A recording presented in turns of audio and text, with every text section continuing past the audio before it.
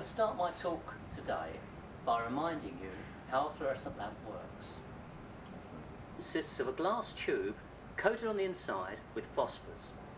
At each end is clamped a cathode made of tungsten wire coated with emissive material. The tube is then filled with inert gases and a small amount of metallic mercury. When the lamp is connected to an electrical supply, the cathodes heat up and emit electrons. The current is then directed down the length of the lamp. The emissive material coated on the cathodes is a mixture of alkaline earth oxides of calcium, barium and strontium. As electrons travel through the mercury gas, ionization takes place and a mercury plasma is formed.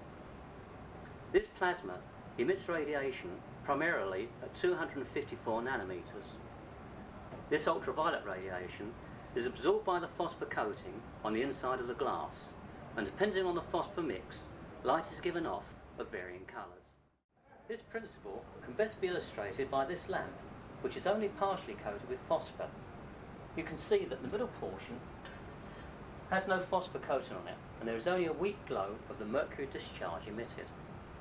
This end has been coated with triphosphor green, red and blue. These three phosphors are mixed together at the far end to produce white light. You can see the tremendous increase in light output from the far end. Phosphors used in fluorescent lamp industry are all crystalline inorganic solids with high melting points. They are formed by solid-state chemical reaction at high temperatures, which range from 1000 to 1700 degrees centigrade. The earliest phosphors were based on naturally occurring minerals, such as willemite, which gives a pale green fluorescence. You can see a selection of fluorescent minerals here under this UV lamp. They are, this green one here is willemite, which is zinc silicate doped with manganese. Here is some crystalline fluorite, which is calcium fluoride. And in the middle is a mineral called scapolite, which is sodium and calcium aluminium silicate. Willemite, purified and manufactured from high purity materials, yields one of the brightest phosphors available today. It is still in production after 50 years and makes a bright, relatively inexpensive phosphor. Its main drawback is its poor maintenance characteristic. In the 1940s, the halophosphate phosphors were developed by a team which included Peter Ramby, who until a few years ago ran GE's chemistry lab. These phosphors have this general formula. These materials are based on calcium phosphate and are activated by manganese and antimony. The calcium phosphates have the same crystalline structure as the mineral apatite. As I said earlier, fluorescent lamps are low-pressure mercury vapour lamps. The overwhelming majority of the energy of the lamp is emitted at 254 nanometers, as you can see from this diagram. It follows, therefore, that to be of use in lamps, a phosphor must absorb strongly at this wavelength, and of course, that is just what halophosphate phosphors do, as you can see from this slide of cool white halophosphate. You can also see that it is a broadband emission and that it is bimodal. The lattice can be activated by antimony alone to give a blue fluorescence. The incorporation of increasing amounts of manganese changes this colour through a range of whites through to yellow and orange when combined with increasing chlorine to fluorine ratio. The three main halophosphate phosphors of cool white, white and warm white are obtained by varying the manganese concentration between 1 to 1.5 to 2%. And here is the emission of warm white halophosphate. The use of antimony alone in the phosphor produces a blue phosphor with this emission. It is not possible to make an efficient 6500 degree K phosphor as a single component, and so a blend is made of cool white halophosphate and a blue antimony halophosphate. It is interesting to note that even after its introduction over 40 years ago, more light is produced by halophosphate coated lamps than all others put together. The manufacture of phosphors is carried out on a large scale in the Algar factory here in Enfield. It is the only phosphor factory in Britain and manufactures about 300 tonnes of phosphor a year. which incidentally is about 3% of world production. The split in production is as shown on this chart. As you can see, the overwhelming bulk of production is still with the low-cost Halo phosphates, but the value is only half that of the triphosphors. Phosphors are synthesized by blending together pure chemicals which themselves are either made in Elgar or bought in from chemical companies all over the world. Because the reactions take place in a solid state, the physical properties of these materials are just as important as the chemical purity. Great attention is paid both to particle shape and the particle size distribution of the powders. The chemicals that we make in Elgar are made on plant that is really just giant-sized versions of the chemistry sets that you had as children. However, instead of pouring a few spoonfuls of one solution into another, we have to mix thousands of litres of solutions together. You can see from these slides some of the plant that is used in chemicals production. To be of use in phosphor production, chemicals need not only be chemically pure, they also have to adhere to strict physical requirements such as particle size distribution, degree of agglomeration and particle shape. Up to 7 starting materials are blended together and put into silica or alumina crucibles or trays and loaded into furnaces to be fired. The reaction times can be up to 8 hours to form phosphors, and the products come out of the kilns as a lightly sintered mass. The control of furnace atmosphere is important to control the valency of the activator minerals in the phosphor and can be reducing, as in this hydrogen furnace, which runs at 1600 degrees centigrade, neutral, as in this halophosphate kiln, or oxidizing, as in these conventional gas-fired furnaces. When the phosphor is cooled, it is broken up by hand in inspection hoods that are illuminated by ultraviolet light. The phosphor is crushed and then, in the case of the halophosphates, given a chemical washing treatment to dissolve out any unreacted material and generally clean up the phosphor faces. The washing is carried out on this plant, which combines washing with a pre-milling operation. The wet material is then filtered on cylindrical filter presses like this. All phosphors come from the kilns in a lightly sintered state, with particles stuck together in agglomerates of varying size. Until recently, every phosphor had to be ball milled to reduce its overall particle size and remove a small fraction of oversized particles. The disadvantage of ball milling is that it acts on particles of all sizes, whether they require milling or not. Thus, grinding down a small percentage of coarse particles generates large quantities of superfines, which are less efficient in light output.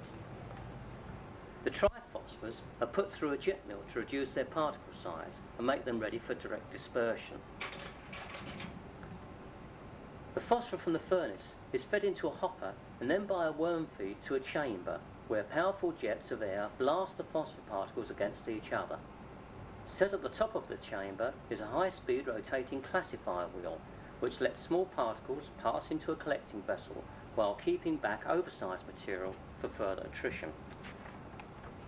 In this way, only the very large particles are ground, the smaller particles passing through the machine virtually unchanged. Any work that has to be done on a phosphor after formation is potentially harmful, and it is our constant aim to try to eliminate milling as a production process.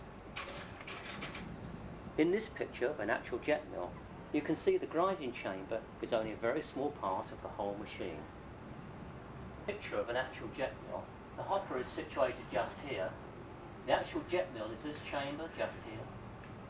The material goes along this pipe and is collected by a cyclone in collecting tubs just here. The range of phosphors that is made in Elgar is quite large, as you can see from this demonstration here.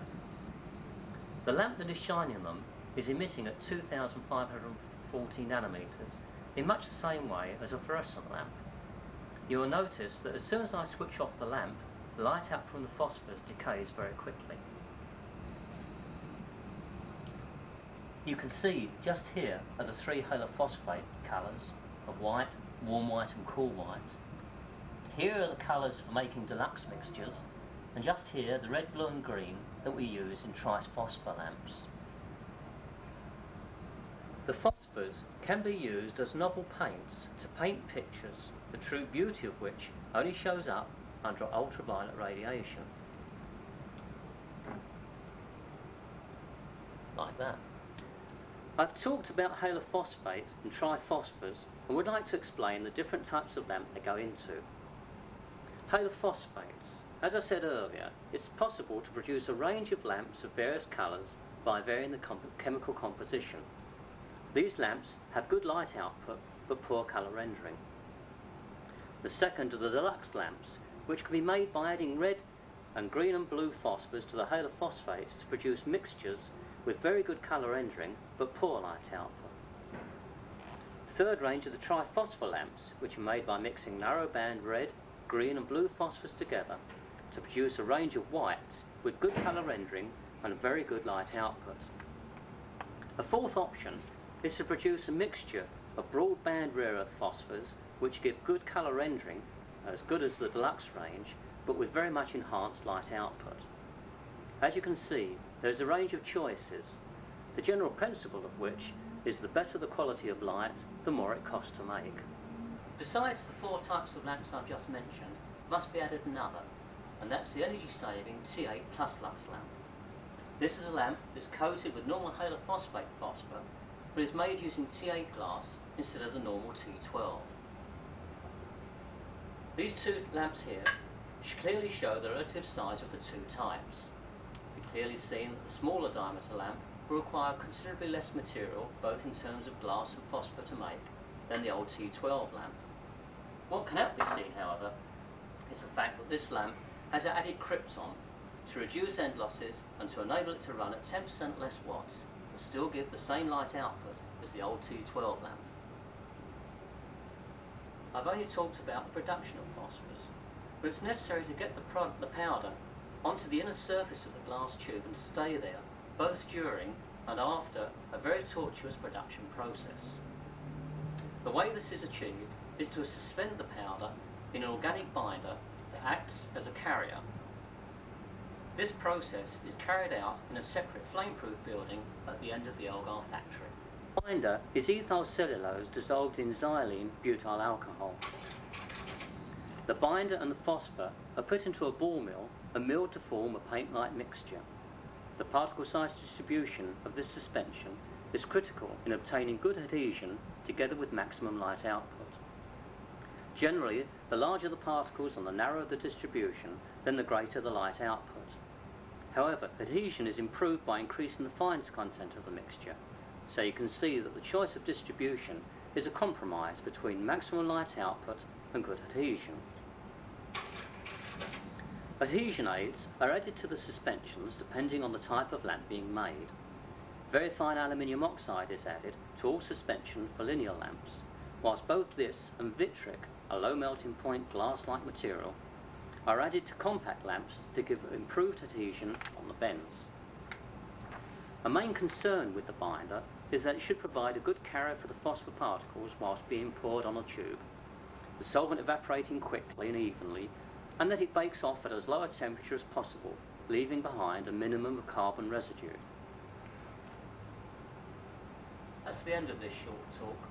I hope you found it interesting and understand now more about the way phosphor is reduced and their use in fluorescent lamps.